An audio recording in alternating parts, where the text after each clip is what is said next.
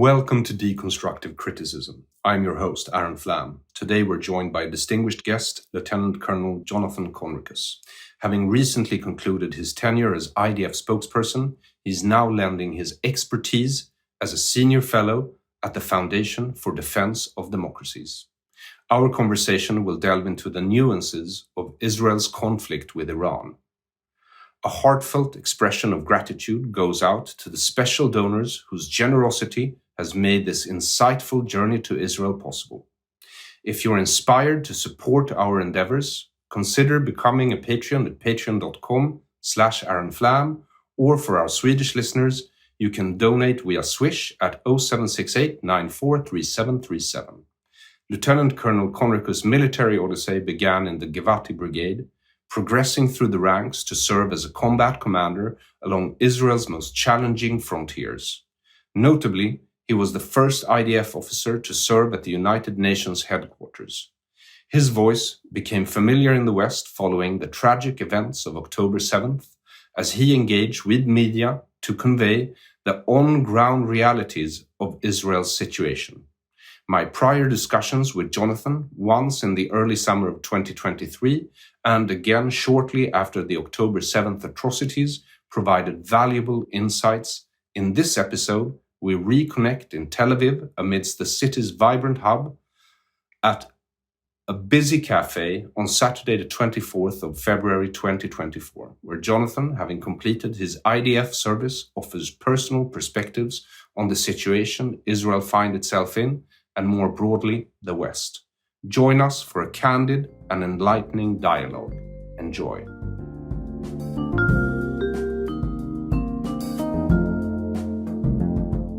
Welcome once again to Deconstructive Criticism, Jonathan Conricus, the man with the hardest job in the world. Thank you for having me again. Now it's not my job anymore as a reservist. Oh, really?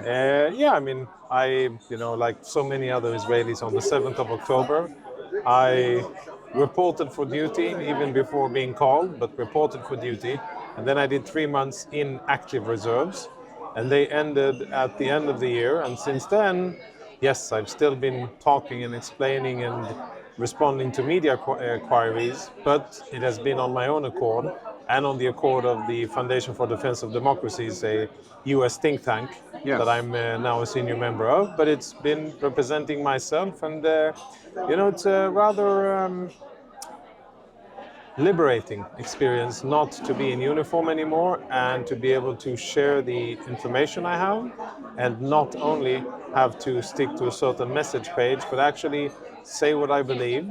Not that I said anything that I don't believe before, but now I have the liberty to say a few more things, which I'm sure your listeners will enjoy. Yes, they will appreciate it a lot. So congratulations on your new job. Thank you. First of all, US think tank, ooh la la. Yes. And not just any think tank. It's a think tank that I think I can identify with and really believe in what they do, and very, very smart people there. Founded a little bit more than 20 years ago by Cliff May and a partner. Today headed by Mark Dubovitz. He's the CEO. Some of the more known names are Jonathan Chanzer, Rich Goldberg. And then they have experts on everything between here and China, of course focusing on Russia, Iran, China, all of the illicit and evil regimes of the world, the non-democracies who are threatening democracies. That's what the FDD focuses on, and of course Israel is very much at the heart of what it does, but it's a US-focused think tank, so it's not only about Israel. Now, because there's a war, there's a lot being done and written about Israel, but a lot is about China and its hostile policies towards Taiwan and its belligerent activities around the world. Russia and Ukraine, of course. FDD has been a primary source of information for media and others around the world when it comes to the war in Ukraine. And they have a very, very strong Middle East program, which I'm part of now. What a lucky coincidence for me, because I'm focusing quite a lot on Iran, Russia and China for the last year and a half, I think, in my podcast, even before October 7th. Yeah, I know you do. And you've had interesting guests, which I think They share what I've heard a few episodes. Some of them are very personal accounts, first encounter, first body encounters of the situation in Iran, Ukraine, Russia. FTD, they provide, it's based on experts who have the language skills and come from those areas. So they have Russian speakers, Farsi speakers, Pashto speakers, and of course Arabic speakers who grew up and came from those communities. But it's, academic and think tank level, goes through a rigorous vetting process, and information there is very, very solid. So where does the free world stand at the moment? Good question. Embattled. And from my little Israeli perspective, sometimes it's amazing that we don't get automatic support from other countries around the world who are allegedly supposed to share our interests and our values.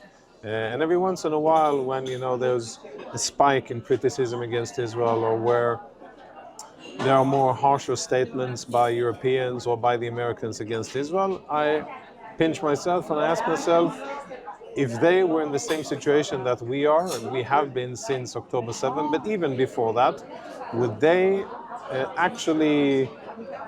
think it reasonable for anybody to be pontificating or dictating terms to them if they were fighting for their very existence against a very, very brutal enemy, which has given very clear examples of his brutality and his future brutal intentions? And I think that the answer would be no. I don't think that they would expect others to implement what they're calling on Israel to implement. Rafah, as an example.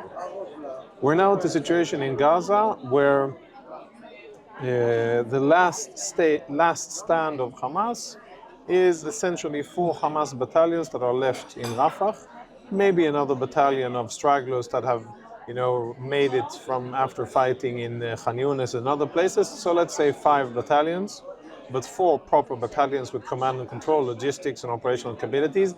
They are the last ones left after 22 total battalions existed on October the 7th, including the Nukhba forces, which of course launched the raid into Israel. Calling on Israel not to launch the strike on Rafah and not to finish the job militarily is basically telling us, well, we don't want you to win the war, we want you to leave a way open out for Hamas so that they can rebuild in the very imminent future, and that they'll continue to govern the Gaza Strip. And from my point of view, that is, I cannot understand why any country, let alone allies of Israel and friends of Israel, would call on that to happen. And I think it's even reckless to consider it. It's very clear from a military point of view, Hamas needs to be defeated, and the IDF, through hard work, danger, casualties, and blood, has been able to reach this very good tactical position. And now what needs to be done is to finish the job militarily and launch the next, which will be a very long and challenging process of rebuilding Gaza, de-radicalizing it, and finding or implementing some kind of strategy that will bring security for Israel, but prosperity and long-term stability for Gazans. And that's easier said than done. Yes, I think that might be the most complicated part of the process. But as we sit here now, there are things happening in Paris. There are hostage negotiations.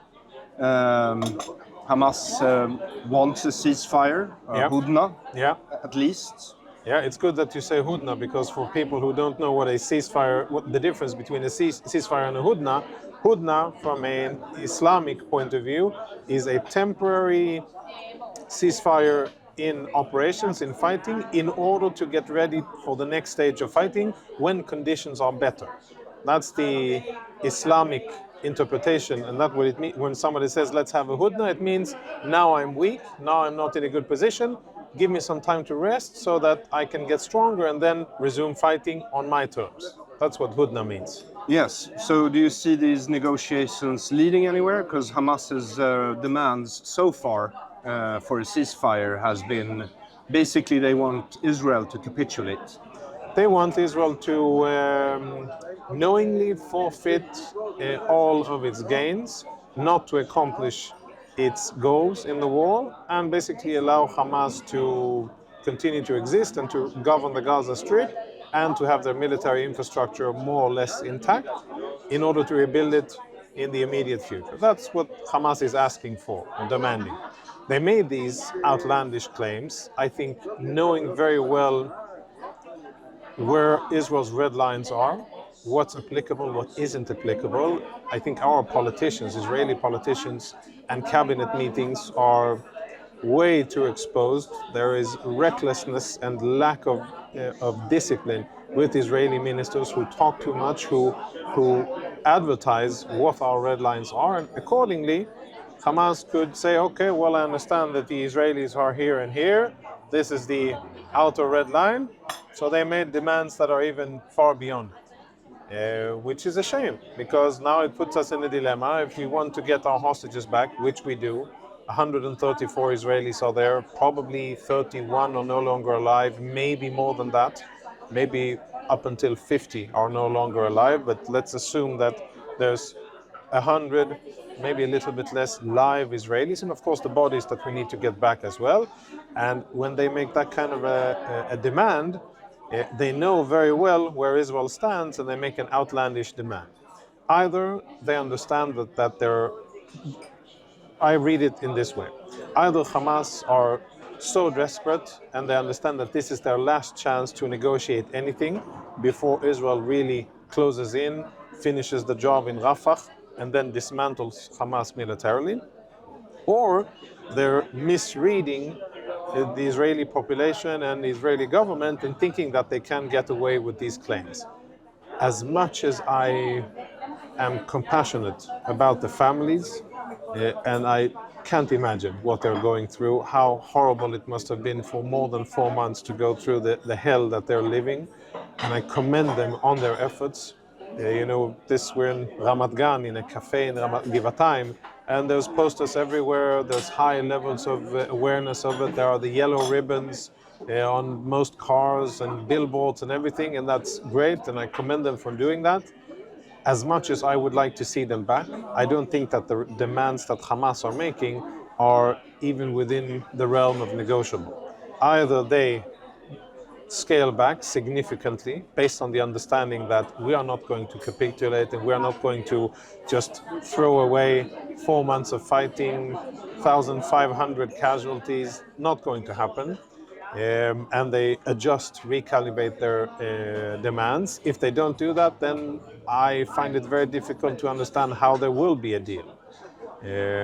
I personally am disappointed with the Israeli side. I thought that 4 months after, more than 4 months after, we would have been successful at saving more Israelis. I actually thought that the IDF, together with the tremendous capabilities of Mossad and Shabak, and then, pooled together in a special headquarters with resources, no limit on resources for this topic, that we would have been able to get more and more Israelis out. That was my hope, and that was my anticipation. I'm sorry that it hasn't happened yet, that only 3 Israelis have been rescued by Israeli operations, and I hope that now, as we're narrowing in on and closing in on Rafah and have very good control over Khan Yunis, we'll have more opportunities to actually go in and save Israelis by our own capacities. But, we can never write off diplomatic efforts. We have to continue to be there, continue to engage, continue to be relevant, and always, look for opportunities. They may appear and they may show themselves. Maybe Hamas will feel the pressure, understand the predicament that they're in, and understand that they don't have such a strong hand to deal with, and that they have to moderate their requests. So we have to be there and relentlessly continue on the ground and below ground to look for the hostages, to interrogate Hamas terrorists that we apprehend on the ground, and eventually to find our people and get them home. This is a moral obligation that we have, and it's something that the government should have front and center of its list of priorities. Yes, but Rafah seems to be a more complicated operation, because now you have 1.5 million refugees centered in Rafah. Yeah. And the IDF has surrounded Rafah, right? So how do you solve a situation like that? The beginning of the war, this was about a week and a half after October the 7th, before we even started to maneuver into northern Gaza. If you reach back into distant memory, right? A lot has happened in these 4 months. So a week and a half into the war, there was a very crucial strategic meeting between IDF or Israeli officials and representatives of UN organizations, where the Israelis came and said, listen, you guys know it, we know it, Hamas knows it, the people in Gaza know it. We're going to have to maneuver into Gaza and to fight Hamas. So the first thing we're going to do is to take the northern part. What we need you, the UN, UNRWA, World Health Organization, Red Cross, which isn't UN but the international NCO, UNICEF and others, we need your help. We don't want to kill civilians. We want them out of the battlefield and we want to focus on the enemy. And we're going to be very kinetic with the enemy and it's a very dangerous environment to be. So we need your guys' help. Move them out, help them out so that they can be in southern Gaza so that we can focus on the north, and that way we'll have less civilian casualties, we'll only focus on Hamas. The second thing that the Israelis asked was, let's not just ask people to go south and, at random, go south and good luck to you, which is kind of reckless to do and not as responsible as we would like to be. Let's designate the humanitarian zone, the Muassi area, northwest of Khan Yunis in southern Gaza. It's a sandy area. It was chosen because it's the only area in Gaza where Hamas doesn't have combat infrastructure underneath. They have it all over, Gaza City, Khan Yunis, the central camps, central Gaza, and of course in Rafah. So those places are not good for civilians to be. The only place where Hamas doesn't have is the Muassi. So we said, you guys, UNRWA, can please help us with establishing a humanitarian zone there, and then we won't fire there, and you'll be able to start building a refugee camp with electricity, with sanitation, with food, with medicine, with everything that refugees in wartime need, or internally displaced people. The answer that Israel got on these two requests was no. We're not going to call on civilians to evacuate, and we're definitely not going to establish a humanitarian zone. What reason do they have to say that? So the reason that they gave, and I encounter this a lot in the media, because not only did they not evacuate people, they didn't help people evacuate, they didn't help children and hospitals and people who were in need of assistance to evacuate. They didn't do that, and they didn't do the humanitarian zone, but they also went on a media offensive against Israel, saying that it would be tantamount to war crimes if Israel forcibly expelled people from the area. To which we responded, well, if they stay in that area, they are in mortal danger. I think it is the right thing to do. We are telegraphing our intentions ahead of time, exposing our intentions, and we're asking them to move so that we can fight. How is that a bad thing? But their message was, no, you cannot forcibly displace, which I find a very strange thing to say. I think it's very cynical and very reckless, because if they would have stayed in northern Gaza, the likelihood of them dying would have been much, much higher. They evacuated, and hence they are alive. Not all of them well, not in great condition, going through hardship and difficulties. Yes, clearly it is war and it isn't easy. But at the end of the day, it's better to suffer for a few months and to be alive than to be dead in your home. Yeah. And I found this, that a week and a half after the October 7 massacre, then if you remember, it took us almost 3 weeks in order to evacuate northern Gaza, and only then, after about 90% or 85% of the civilian population in northern Gaza had evacuated, after we coerced them and repeatedly called on that, then did we start the fighting. So the situation that we have today in Rafah and in Khan Yunis is a direct result of that UNRWA policy, which of course is in place in order to support Hamas. Hamas told UNRWA, do not evacuate the people. We don't want anybody evacuated. We want them all where they are because we want them as human shields. And UNRWA said, yes, sir, that is where we will keep them. And not only did they not help, but they went on a media offensive in order to try to persuade us not to do so, which was futile from the beginning. Never going to happen that we are not going to attack Hamas, but they tried to stop that from happening. So today, the only thing that I can lament, there are two things that I think are regrettable. One, I think Israel made a strategic mistake by not outing UNRWA early on and releasing the protocols of that meeting and saying, this is what we requested. This is the response that we got. Now, who bears responsibility for civilian suffering? Clearly not us. We are trying to do the right thing. And UNRWA isn't. They are violating the very basic statutes of their responsibility as a UN body and as a humanitarian organization. They're knowingly putting civilians at risk. And today, and the second thing that we should have done was to take initiative, because we asked them to, they refused, and we didn't incorporate a plan B. A better plan B would have been for us to build a tent city, a humanitarian zone, close to Kerem Shalom, close to the Israeli border in the south. It's an agricultural area. It could have been done by the IDF, and there could have been others that could have helped. And then UNRWA wouldn't really have had a choice but to join in and to support that effort, because we would have shown it. And that's regrettable that we didn't do that early on, where we didn't put a structured, well-facilitated and logistically supported humanitarian zone in the southwestern part of Gaza. That would have been better.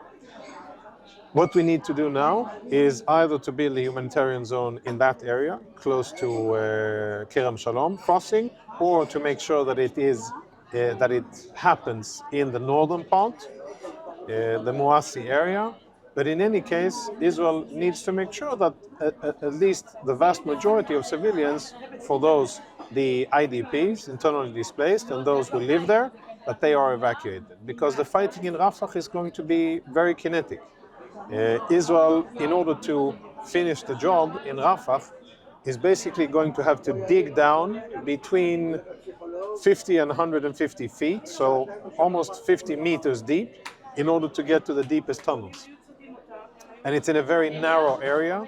It's about maybe 125, 150 meters wide, the area, the corridor where IDF is going to operate. Lots of Palestinian houses very close up by there.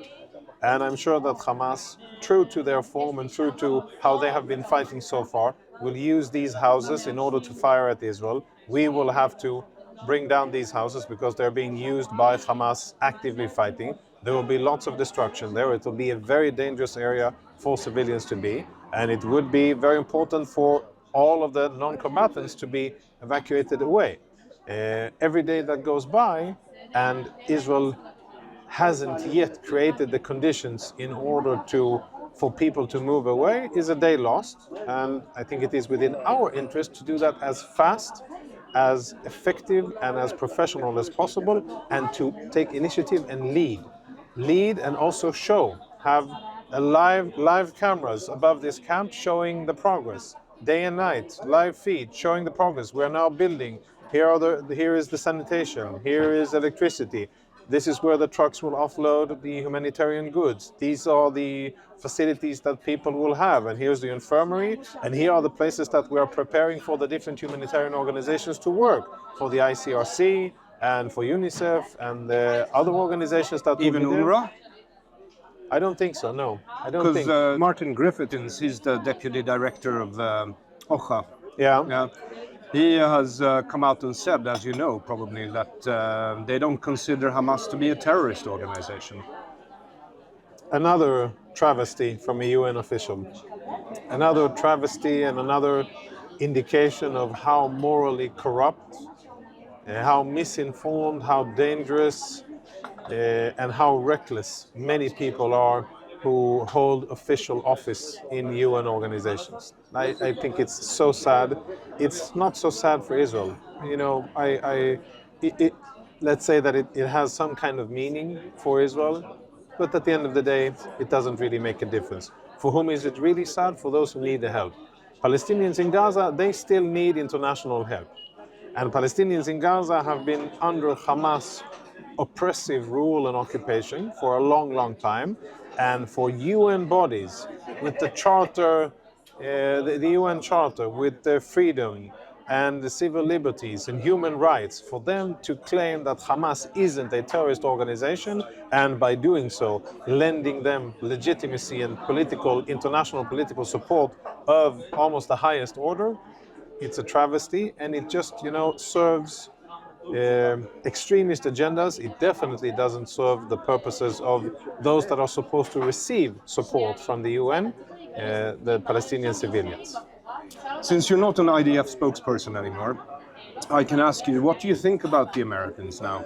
They have not stopped you, Israelis, from conducting the war, but some of the things they say, because you mentioned earlier, for instance, that some of your supposed friends are trying to hold you back or criticizing you for defending yourselves. Anthony Blinken, for instance, he seems to be stretching out his hand to Brazil, who is one of the countries that supports this axis of evil, the Iran, Russia, and China. And Hamas. And Hamas. Yes. So, US support for Israel has been tremendous. We wouldn't have been able to achieve what we've achieved so far, not on the ground, not in the air, not against Hamas, not against Hezbollah, not protecting our civilians, except for October the 7th, which is on us, but missile defense against incoming ballistic missiles, against rockets. More than 12,000 rockets have been fired at Israel from Gaza. Around 2,500 rockets have been fired from the north, from Hezbollah, and civilian casualties are extremely low. That's thanks a lot through that is, of course, Israeli systems, but US funding and replenishment. Political support has been steadfast. It was tremendous the first 3.5, 4 months, and it has been very strong, very clear, super important.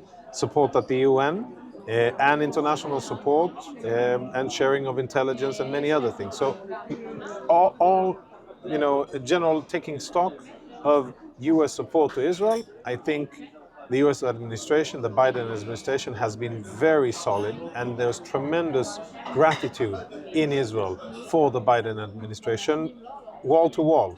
Left, right, people look at a foreign leader, the most important leader in the world, who appears to be paying a political price for supporting Israel, for doing the right thing from an Israeli perspective, and people see that and respect it, and are very, very appreciative of it.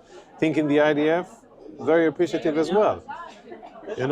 I think that there's tremendous pressure applied on the administration from within the Democratic Party, fringe elements that support Hamas, that hate America, I think, that hate everything that is liberal, human rights-based, freedom-based, but really support very dark and shameful things, which is their problem. And I'm sad for them, and I'm sad that they are represented in the US Congress, but that's American business. And I think that there's a lot of pressure on the administration to do different things, and I measure things by actions. Action-wise, the US administration, I think, is tremendous, and we are very grateful for it. Statement-wise, there are a few statements that I would rather not have heard, but I can understand the political climate, and I can understand why they're being said.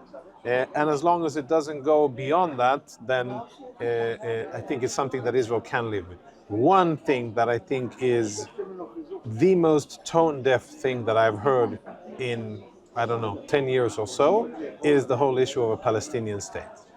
The unilateral acknowledgement Yes. of the Palestinian state Yes. by Britain and the US. Yes, by US and Britain. Britain are tagging along after the US said so. That, I think, is very, very unfortunate, because it comes at the worst probable time, and it's simply detached from reality. If you look around in Israel, Israelis want peace. Israelis are willing to make concessions and compromises in order to achieve it. Israel has tried to do so with 4 different Israeli prime ministers who have made sincere efforts. Some of them, I think, even beyond what's logical and fair to present. The Olmert plan was extremely, extremely generous, even I would say compromising Israeli security. But even that plan was rejected by the Palestinians. Now, when the US goes and says a Palestinian state, who will be the leader of that Palestinian state? Well, they say the PA. Yeah, the PA, but the PA today, if elections were held, Hamas wins by a landslide in Judea and Samaria, the West Bank, and in Gaza. even after 4 months of fighting in Gaza, according to polls that two months ago, Hamas would win. And in Judea and Samaria, 85% success rate of Hamas. So who would be the representative of the Palestinian people? Clearly, if anybody wants to ask the Palestinians, then Hamas is their representative. And then when you hear the United States of America saying, well, there should be unilateral recognition of Palestinian state, well, represented by whom? Clearly not by the corrupt Palestinian Authority, who have no legitimacy, no public support, have no executive capacity to govern the areas that they were given 30 years ago under the Oslo Accords. They have just been conceding area after area, city after city. They've been relinquishing control. So who would govern? And who would be the head of that state? Ismail Haniyeh and Yahya Sinwar? These are the people who lead Hamas, and they are the ones who, if you ask the Palestinians, they would be the representatives of the Palestinian state. And I think it is extremely tone deaf and frankly, a bit desperate. It's grasping to even be talking about this now. It's dead in the water.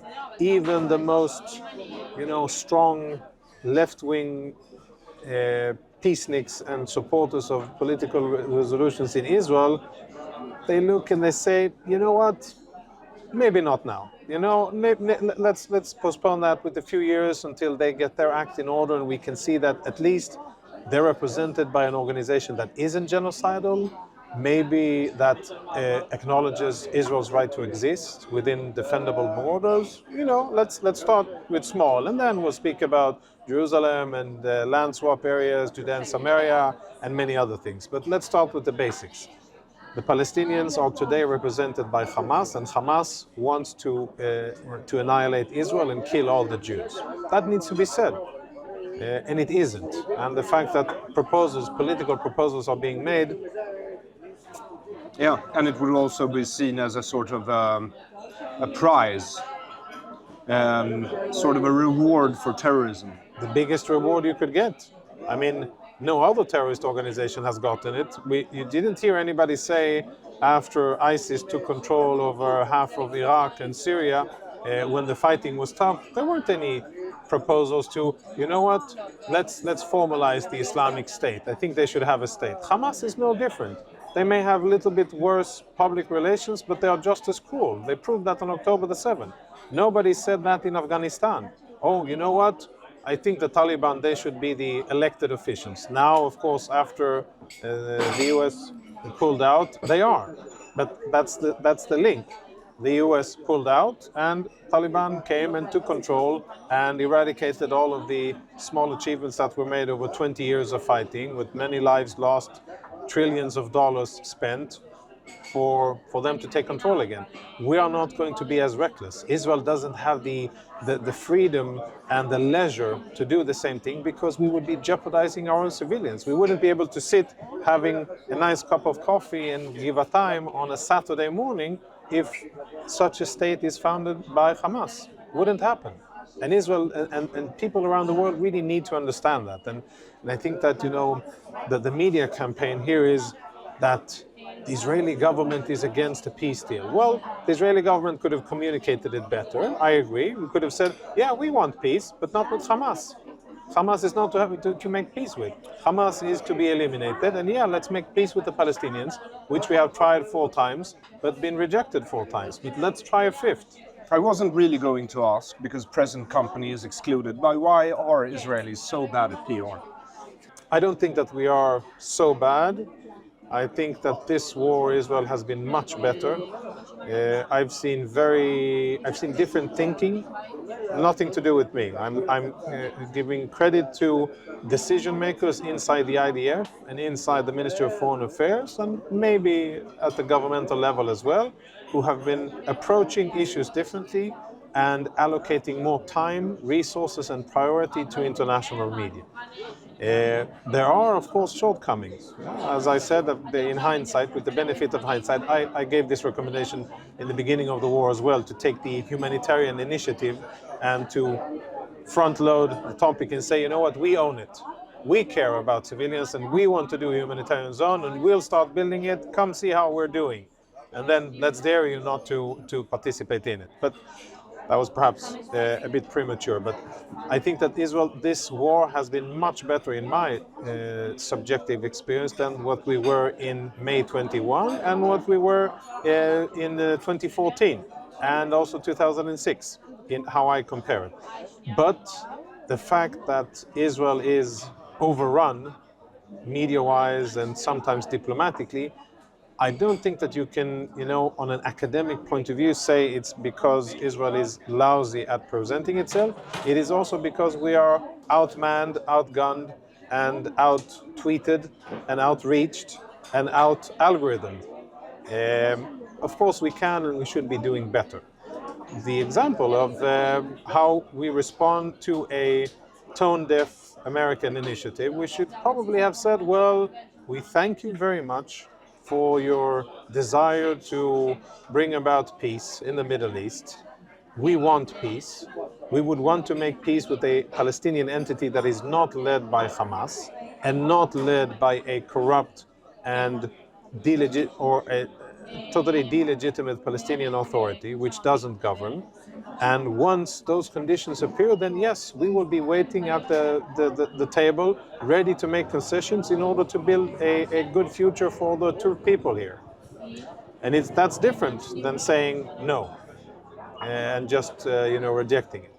The rejection is a solid one. It's based on solid reasoning, and I think the proposal and experience. But the way you present it is, of course, it could have been different, and it would have been better for Israel to present it differently. So let's say the hostage ceasefire talks in Paris now fails, and you have to go in and dismantle Rafah, Hamas in Rafah. Afterwards, what happens then?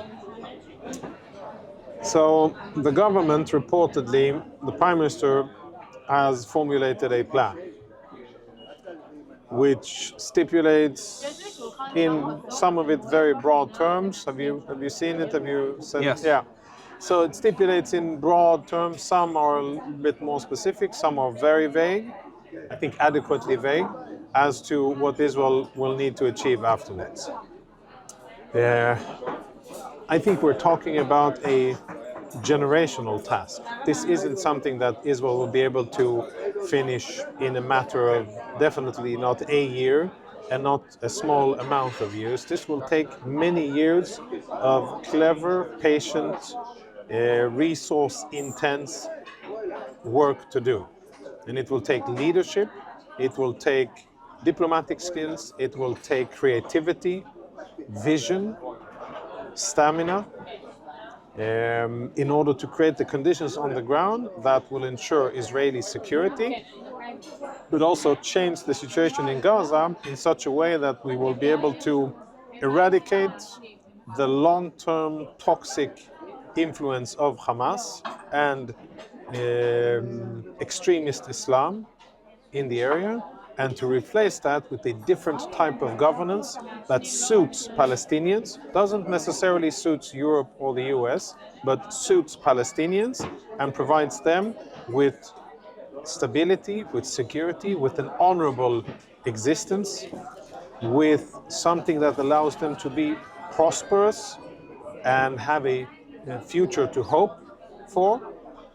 Not a Palestinian state in Gaza in the immediate future, but something that gives them, ordinary men and women in Gaza, something to wake up and think about and to be proud of, and to, most importantly, be afraid to lose again.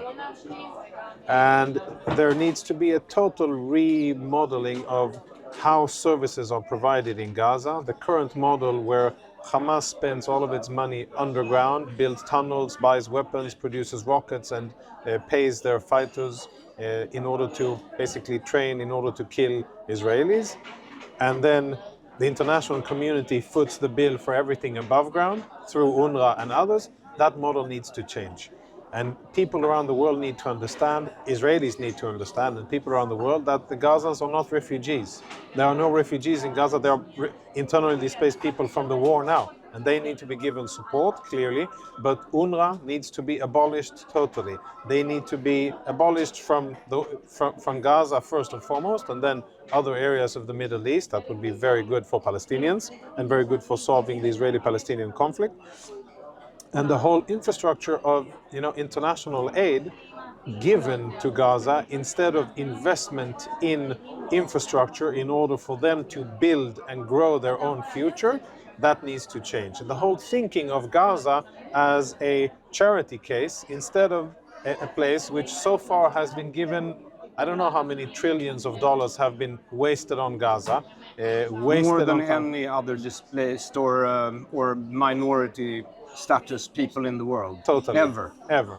And it's just, if people are honest around the world, which I don't think that the leaders of the UN are, and I don't think that many Western governments are, but if they for a second take time and pause and say, okay, for 75 years, we operated according to a certain model. The model was, instead of, let's give them a fish.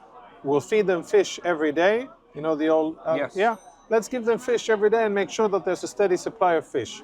And let's also give them money so that they can do other things. The other things they did, instead of training themselves and building an infrastructure, was jihad. Tunnels, rockets, weapons, and fighters against Israel. What I think we should be doing, and what the interest of the international community should be, what the Israeli interest should be, is to teach them how to fish and give them the fishing rod. Right. So that they can start building just like any other population around the world, give them the tools to promote their own future. Israel shouldn't be responsible for Gaza. We should be able to say, okay, now, as long as we control it militarily, we are responsible. That it is our interest to transition and to get international help in order to transition, eradicate the radical influence of Hamas and other terrorist organizations, and build other institutions that will build a Gazan society in the wake of what Hamas did. And it's a tremendous task. I don't think that we can, think lightly of it. It's going to take a lot of time. It's going to take resources, energy, leadership, diplomatic skills. I'm hoping that within, this generation, we'll start to see change. We'll start to see a Palestinian society that is more human rights based, prosperity based, not jihad based, doesn't, go on with futile ideas of right of return or Al-Aqsa this or Al-Aqsa that. They need to understand that that is a dream of the past which will never materialize, and the sooner they accept their current situation and understand that it is in their best interest to choose life and choose their own future, that would be better for them. But the longer they continue to cling on to these radical ideas of going back to Yafo and Tel Aviv and Jerusalem and Ashdod and Haifa, it's never going to happen. And as soon as the international community stops indulging them with their extremist dreams, the better for Palestinians. So you don't seem too worried about a second front opening up in southern Lebanon, north of Israel? I think that both Israel and Hezbollah and Hezbollah's Iranian masters in Tehran aren't both. So the three of us, and there's a slight difference between Hezbollah and Iran, but of course they're the same. There doesn't appear to be an appetite for war for the current time being. And I think Israel has been tremendously strategically patient with Hezbollah's aggression, with Iranian aggression, simply because Israel wants to focus on Gaza, get that done, finish that militarily, and then start the second phase of transitioning, which will take a lot of diplomatic and military capital. And for the time being, I'm not sure that Israel wants a full-on war with Hezbollah. Had Israel wanted to, Israel would have been totally justified in responding to Hezbollah aggression.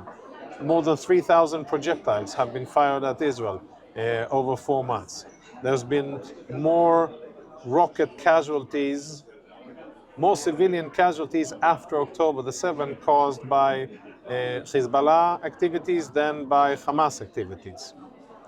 And of course, damage to infrastructure, 100,000 Israelis that are displaced from their homes, etc. So Exactly. You need to bring them back to their homes. they need to go back to their homes, and the war won't end before that happens. Hopefully, some kind of diplomatic solution will be achieved. Do you think Nasrallah can afford it? I mean, if he, That's the problem. let's say, if he withdraws beyond the Litani River, then I don't think he will. because then he would be fudged. Losing face. Yes. He would be losing face big time. Regionally, in the jihadi universe, it would be a tremendous loss of face. And he's already been outdone by these low-life Gazans. This is how he looks at Hamas. He's already been outdone by them. They are Sunni as well. They are Sunni and they are Gazans, which is, the lowest level on the Arab ladder, socio-economic ladder. They are the most despised. They are the most expendable, the most despised, lowest down, according to Arabs, not what Israelis think. So Nasrallah is in a kind of a bind, indeed, where he needs to find some kind of way out of it, and he doesn't really have the strategic achievement to show for 4 months of fighting, more than 200 dead Hezbollah operatives, and the only thing that they've achieved so far is that they've killed almost 20 Israelis, and 100,000 are temporarily displaced from their homes, which is a big deal, but I'm not sure that it's enough for Hezbollah to be able to agree to a diplomatic solution. Having said that, still, I'm not sure that Hezbollah wants a war, and I'm not sure that their Iranian masters want Hezbollah to go to war, because the strategic purpose of Hezbollah is not to defend Lebanon, and it's not to defend Gaza or to help jihadis in Gaza fight Israel. The strategic current purpose of Hezbollah is to be a deterrent against Israel from launching a preemptive strike on Iran's nuclear facilities. That's why Iran keeps funding Hezbollah. That's why Hezbollah is so important. So your option is to wait until Iran gets the bomb? No, that's not a good option. So what do you do? So unlike Israeli politicians, I don't think that it's a good thing to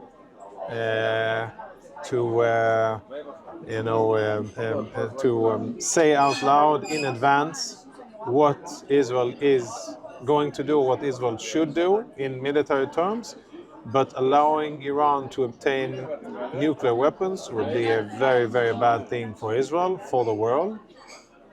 And I think that until the equation changes in the Middle East, if we zoom out for a second, we look at 2023, probably the best year in this generation for Iran. When they take stock of 2023, marvelous year.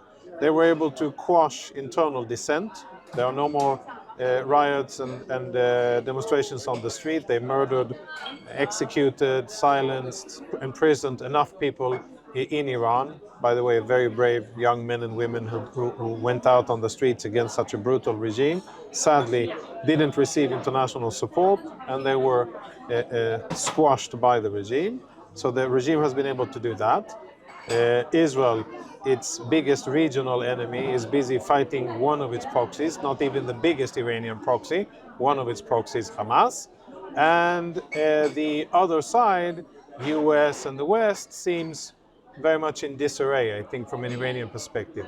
Most importantly, nobody's talking about centrifuges, enrichment, missile technology, and weaponization of nuclear capabilities. That's all, the bandwidth all goes to the sideshow, which is Gaza and Hezbollah. And from an Iranian perspective, that's great. Another thing is that Iran, they set out kind of the perimeters of how they want to promote their long-term strategic needs. They build proxies, and the proxies attack their enemies. They attack Israel, they attack the US. Israel, by and large, except for a few small deviations from it, but Israel, by and large, is responding against the proxies, right? Against Hezbollah, against Hamas, and against Hezbollah, and against Iranian observers in Syria and in other places, but essentially against the proxies. The US is doing the same thing, being attacked by proxies and responding against the proxies, whether it's the Houthis, Ansar Allah in Syria, Kataib Hezbollah, and whatever it is, they're responding against them. as long as Iran has the ability to sustain and provide these operations, I think they will continue. As long as their sources of revenue are not affected, as long as oil keeps on flowing, as long as gas keeps on flowing, or flowing liquid and air state, then Iran would have the ability to continue to fund these proxies, and they wouldn't really be forced to change their strategy. So why do you think the US response has been so weak? And I'm not talking about the US response to Hamas attack on Israel. I'm talking about the US response to the Iranian proxies attack on the US. Yeah, I wouldn't characterize it like you said. I would say that as long as this remains Israeli and US responses, there's nothing that forces Iran to change strategy and course. What I think is needed is to strike Iran in such a way that it creates a real strategic dilemma for them how to continue, to up the price, to put a much more significant price tag on. If you continue with these proxies, then you won't be exporting any more oil. Okay, so economic sanctions would be an Not option. sanctions. Not sanctions? No, sanctions don't work. They worked for maybe a year and a half, but Iran has found creative ways, together with their allies, Russia, China, and together with trade partners like India, to circumvent the sanctions. They're not effective, and they don't. They've found, money laundering schemes in the UAE and in Qatar, and there are, it's a bit of an inconvenience, but money is getting in, oil is getting out, and trade is ongoing. They just turn off the transponders of the ships when they go into when they cross Bandar Abbas, load Iranian oil, and then they flag it as another origin of oil, and then they get money indirectly from other sources. They're circumventing the dollar. They're very cleverly overcoming the sanctions in place. So sanctions would be great if they worked. I don't think that they are. So what does that mean? I mean, if sanctions is not what you're suggesting here. To create the strategic dilemma for Iran, if they want to continue with funding proxies, this is the price that you pay. Up until now, a certain set of tools have been used, and Israel has been responding against proxies. The US has been responding against proxies. That doesn't appear to be working. And the Iranians are promoting their strategic interest in the region unabatedly, with tremendous success. So if Israel wants to change that, as Einstein said, it's lunacy to do the same thing over and over and expect a different result. Then stop doing the same thing and think different, do different. Because what I'm hearing between the lines here is a direct strike on Iran. Yeah, I don't think that should be excluded. I think that should definitely be a part of the tools that are available. Israel has the capacity to do so. Of course, the US has the capacity, but I speak about Israel. I don't, provide guidance for the US government. I speak about Israel. Israel has the capacity to do so. And, I think that the Iranians are between greatly and just overestimated. I don't know if they're greatly overestimated or just overestimated in terms of their fighting capabilities. And let's put them to test. So far, we've seen that they're excellent puppeteers and they're best in the world when it comes to proxy organizations. Let's see how good they are defending their homeland. I think they would be bad. They need their military to keep their own population in check. Only one way of finding out. Indeed. So what is China's role in all this? China is a major trade partner with Iran. China serves, of course, as the biggest strategic competitor and threat for the US, and forces the US to divert a lot of resources that way. Strategically speaking, for many years, the US has had this desire to, or spoken strategy of pivoting east in order to mitigate Chinese belligerence in Southeast Asia and in other locations. And that, of course, influences how the US operates in the Middle East. And then that influences Israel, and it influences Israel's enemies, and it influences possible trade partners and possible peace partners of Israel. A strong US in the region with strong, steady presence, strong deterrence, and a good correlation between statements and actions is something that brings stability to the region. And I think can facilitate normalization deals, peace treaties, prosperity, rebuilding of Gaza, etc. For some countries in the region, China is an option, right? The Saudis made diplomatic overtures and agreements with the Chinese because they, I think, expressed a certain dissatisfaction with American commitment, which I think is very regrettable. That's, I think China's, they've been making inroads into the Middle East more as a way of antagonizing the US and insulting the US than really caring about the Middle East. And for them, the diplomatic win of managing a deal between Iran and the Saudis, that was a good win for them. I think it should be a wake-up call for everybody involved in the region, for the US and others.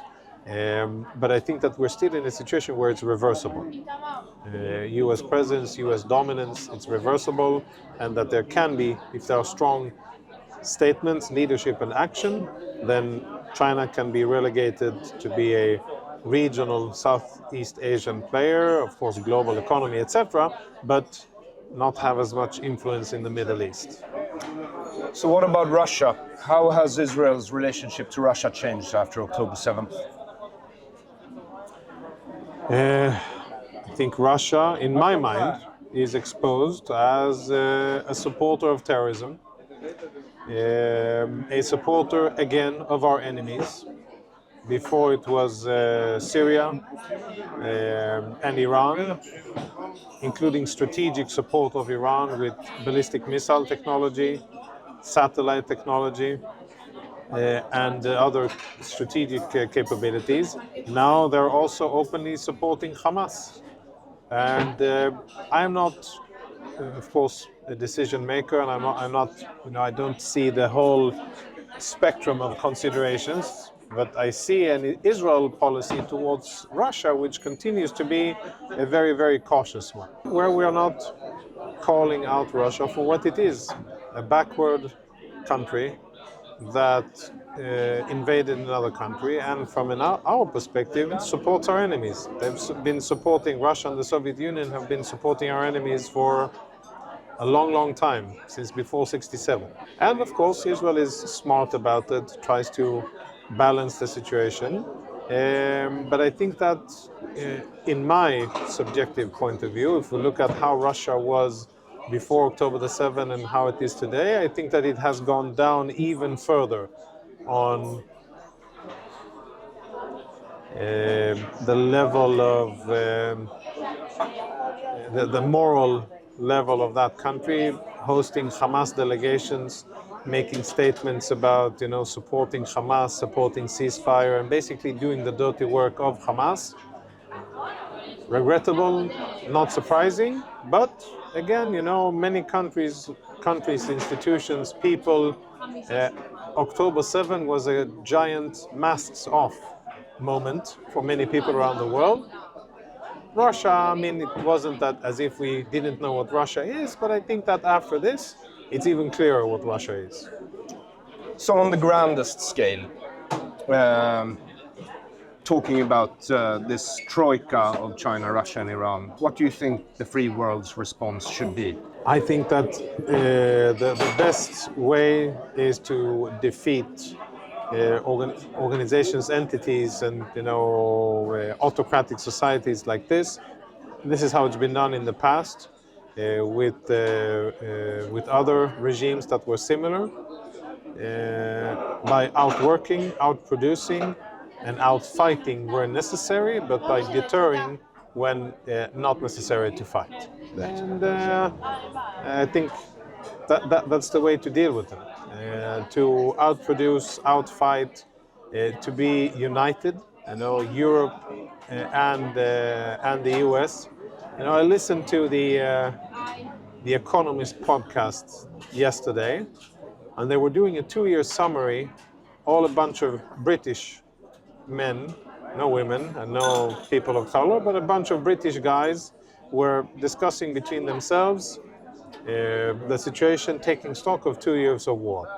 And about a quarter of it was criticizing the US for not doing more when it comes to Ukraine. And I was doing the dishes, and I stopped for a second. I said, what on earth are they talking about, these lovely Europeans? Why don't they do more? It's not as if they don't have the money. It's not as if they don't have the capacity, and it's not as if it doesn't concern them. But there's this reluctance to do and willingness to talk on behalf of Europeans, and that's very conducive for regimes like Iran, like Russia, like China. The Iranians are a prime example of that. On one hand, there are allegedly sanctions imposed on Iran, but then European companies are stumbling over each other in order to make business with this evil regime. But so is Israel. I mean, the port of Haifa is Chinese now, isn't it? No, it's actually Indian. Oh, really? Yes. Okay. I am happy that I thought it was Chinese. Well, there was a Chinese tender, and I think that the Israeli government agreed or partially agreed to it. I don't know the fine details of the deal specifically, but then there was a very legitimate American demand. We don't want that, and then Israel made the necessary adjustments, and the company that is building it is an Indian company. I wish that US companies or Israeli companies would be capable of doing it by themselves, or that US companies would hand in competitive offers. Hasn't been the case.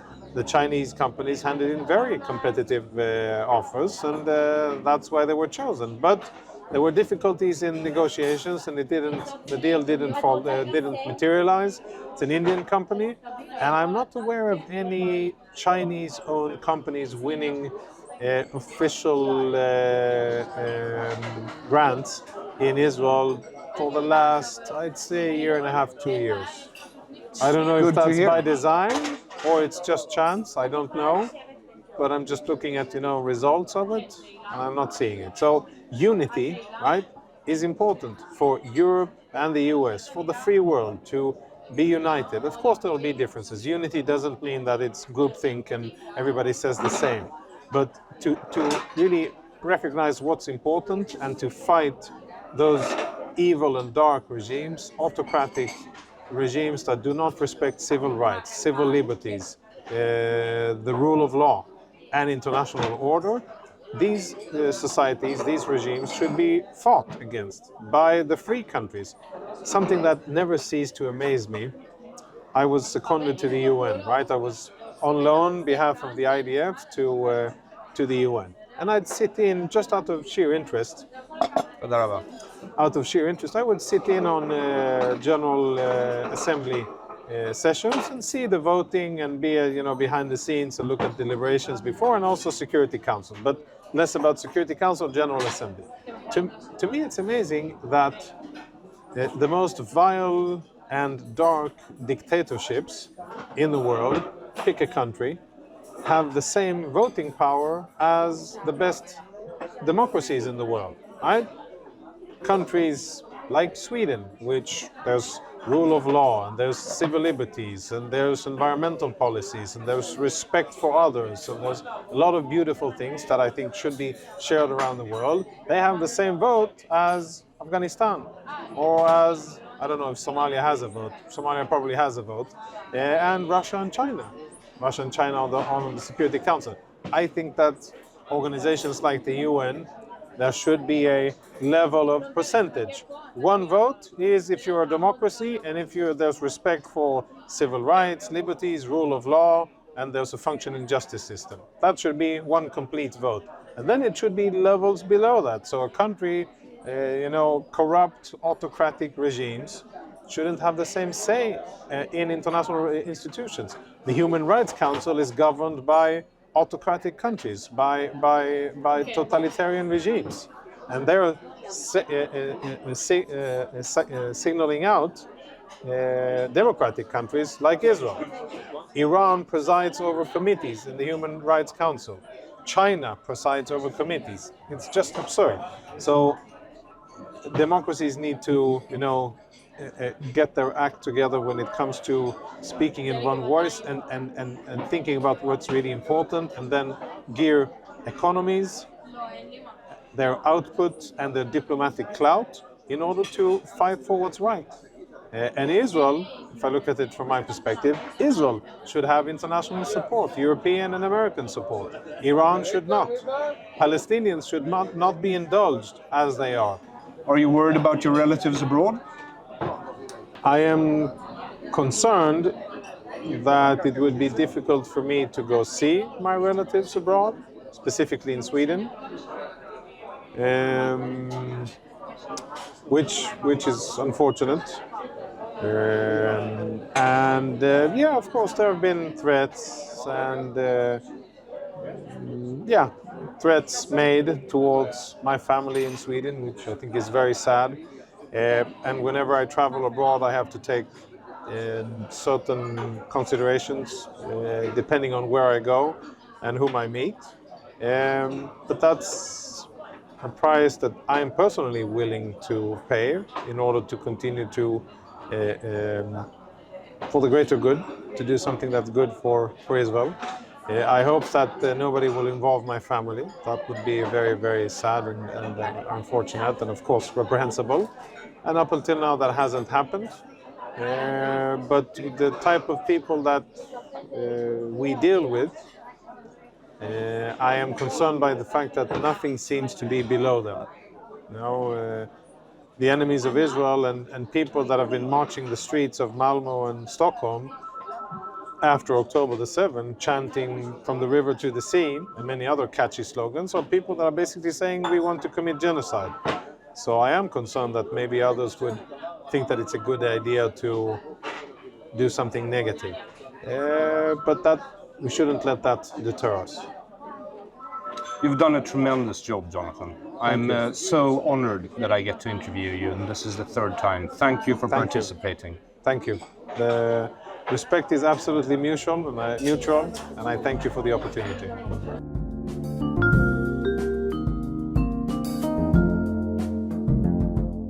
To our listeners, thank you for tuning in to Deconstructed Criticism. This episode's guest was Lieutenant Colonel Reservist Jonathan Conricus. Follow Jonathan's insights on the platform formerly known as Twitter, now X. We are immensely grateful to our special donors for their contributions.